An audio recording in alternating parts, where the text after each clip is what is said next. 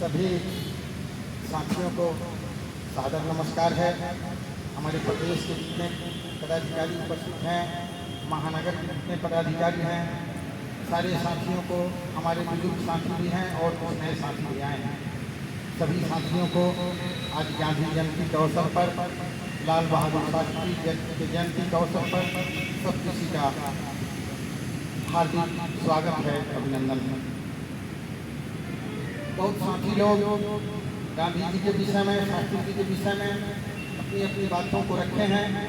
जो बातें कही जा चुकी हैं मैं उसको दोहराना नहीं चाहता, लेकिन कुछ बातें हैं हमको लगता है जो समाज में बहुत कम इस पर चर्चा होती है और बहुत करीब से लोग नहीं जान पाते हैं। शायद उस विचारधारा को हम जिक्र करना चाहेंगे। साथियों, यह महात्मा गांधी एक ऐसे शख्सियत का नाम है जिसको किसी सीमा में नहीं बांधा जा सकता, उनके गुणों को बखान नहीं किया जा सकता।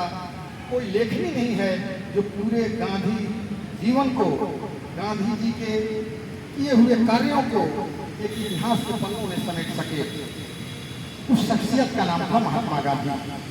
जहाँ तक शास्त्री जी का बात है, वो भी अपने आप में एक अजूबे थे और ऐसे ऐसे उदाहरण उन्होंने पेश किया कि आज लोग उदाहरण के तौर पर ईमानदारी का जो मिसाल लिया जाता है, उन जगहों पर उनका भी नाम लिया जाता है।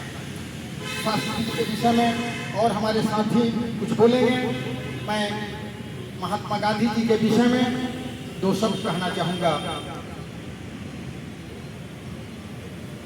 कुछ बातें हैं आज के राजनीतिक जो परिप्रेक्ष्य है, कहना तो उनका बहुत कुछ था, लेकिन इस राजनीति के दृष्टिकोण से जो कुछ बातें हैं मैं कहना चाहूँगा। हमारे प्रोफेसर साहब आज यहाँ हैं, वो भी हिंदी के प्रोफेसर साहब हैं। उनको मालूम होगा कि गांधी दर्शन को जो पढ़ाया जाता है वो किस क्लास में पढ़ाया जाता है और किस स्तर का गांधी दर्शन था। लोगों ने अरस्तु से लेकर के एक से एक देश में दार्शनिक लोग जन्म लिए, लेकिन उनके बीच में एक गांधी दर्शन भी आता है। लोग कहते हैं कि एक गांधीवाद भी होता है, जैसे बहुत सारा धर्मों का विभजन हुआ, उद्गम हुए। लोग बोलते हैं कि ये बाद, किसी भी चीज का जो बाद होता है, गांधी जी स्वयं अपने आप को इससे अलग किए थे और बोले थे ये जो गांधीवाद कर करके मैं कोई नहीं मानता और मेरी ऐसी कोई विचारधारा नहीं जिसको मैं एक बात के रूप में जन्म देना चाहता हूँ। उनकी महत्ता को समझा जा सकता है, क्योंकि आज लोग अपनी पढ़ाई के लिए, अपना अच्छापन के लिए लोग का से काम नहीं करते। जिनको यह चीज कहा जाता था उसके बावजूद उन्होंने इस चीज से इनकार किया कि हम ऐसे कोई नया जन्म नहीं दे रहे हैं, किसी चीज का हम नया कोई बात शुरुआत नहीं कर रहे हैं, कोई नई विचारधारा है जिसको शुरुआत कर रहे हैं। ऐसी बात नहीं है। जो सृष्टि का चराचर सत्य है, जो सृष्टि का सत्य है, त्रिकाल सत्य है, उस बिंदु पर उन्होंने प्रकाश डाला है। मैं चाहूंगा आप लोगों से वो शेयर करूं। उनका स्पष्ट मानना था ये जो राजनीति है, अगर राजनीति जो प्रजातंत्र से लोकतंत्र में बदला और इस लोकतंत्र से अगर किसी का भला हो सकता है तो उनको मानना था कि उसमें ईमानदारी मस्त है। कोई भी लोकतंत्र है, लोकतंत्र की जितनी भी व्यवस्थाएं बनी हैं, अगर इस व्यवस्था में यदि ईमानदारी नहीं है, सत्यता नहीं है, तो इससे समाज का भला नहीं होगा।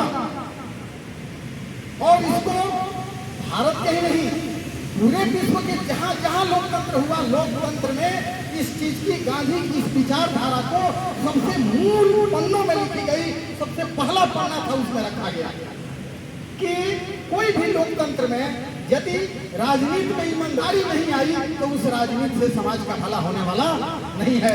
यह गांधी का देन है। और आज भी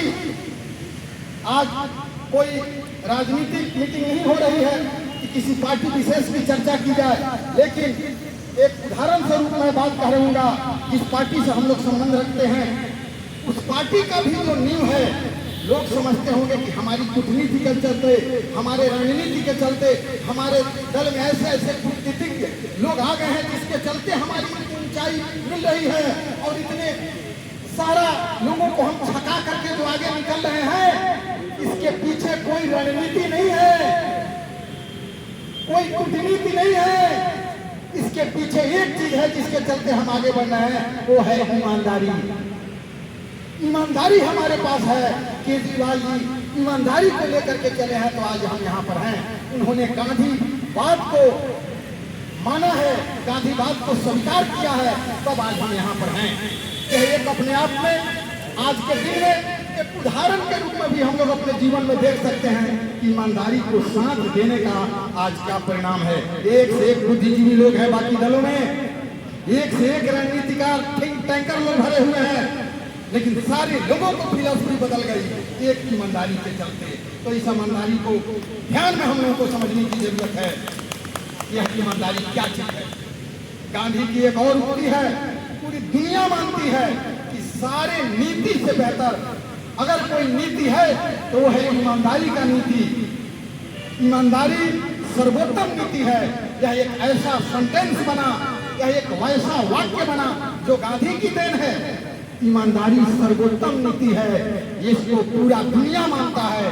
पूरे दुनिया में यह जो सेंटेंस है सारे दुनिया के लिए एक आदर्श स्थापित करता है। साथियों, जिस व्यक्ति को आज हम लोग याद कर रहे हैं, इस व्यक्ति के महत्ता के विषय में जितना भी कहा जाए कम होगा।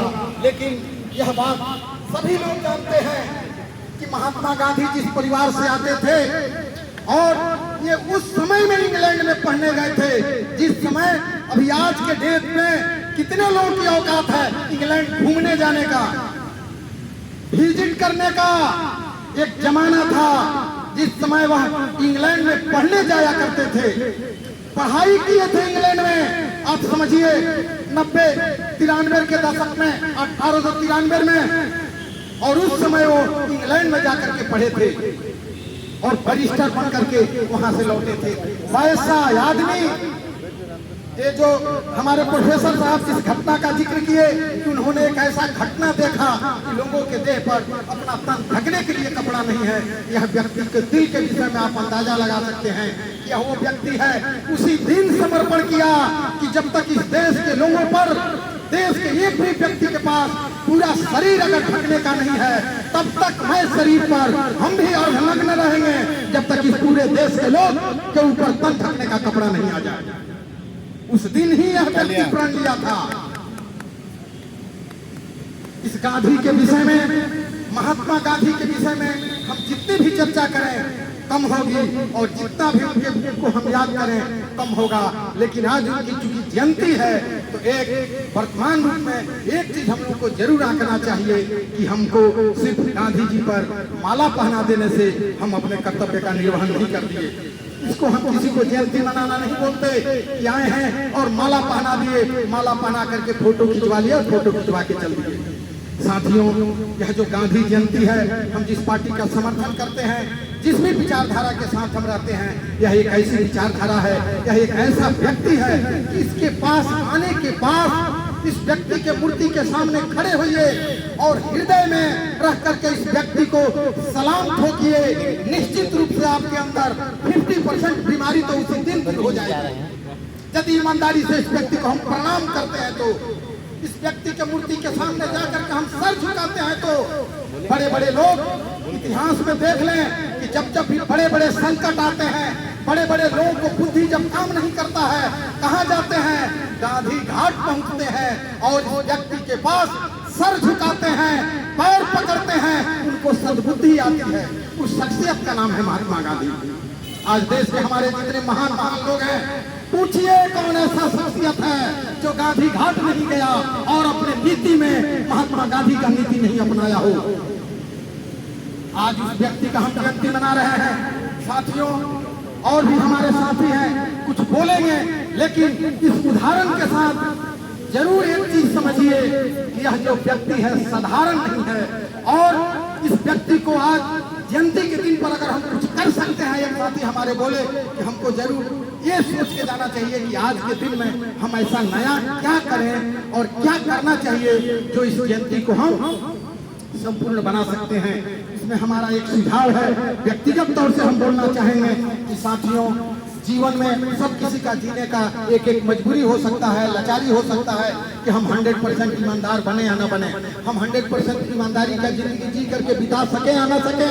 लेकिन अपने जीवन में इतना जरूर करें कि जो भी व्यक्ति आपके जीवन में अगर ईमानदारी का जीवन यापन कर रहा है, ईमानदारी को लेकर के अपना आदर्श बना रहा है, ईमानदारी को लेकर के आपके साथ आ रहा है, ईमानदारी से हम भले ईमानदार 100% न हो, लेकिन हमारे व्यक्ति कोई ईमानदार बन करके आ रहा है तो हमें एक बार उसका धन्यवाद जरूर ज्ञापन करें, उसको एक बार हम धन्यवाद दिल से जरूर दें। हम भले ईमानदार न हो, लेकिन जो भी व्यक्ति हमारे सामने अगर ईमानदारी का जीवन जी रहा है उसको हम सलाम ठोकें, उसको हम महत्व दें और उसके गुणगान करें। यह व्यक्ति है जो हमारे जीवन में सारा जिंदगी को छोड़ करके ईमानदारी का वर्ण किया हुआ है। यह भी यदि हम इतना करते हैं तो हम समझते हैं कि आज गांधी जयंती को हम सही ढंग से याद करेंगे और ऐसे महान पुरुषों को, ऐसे महान आत्माओं को हमें याद करना सार्थक होगा। जय हिंद, जोहार जोहार।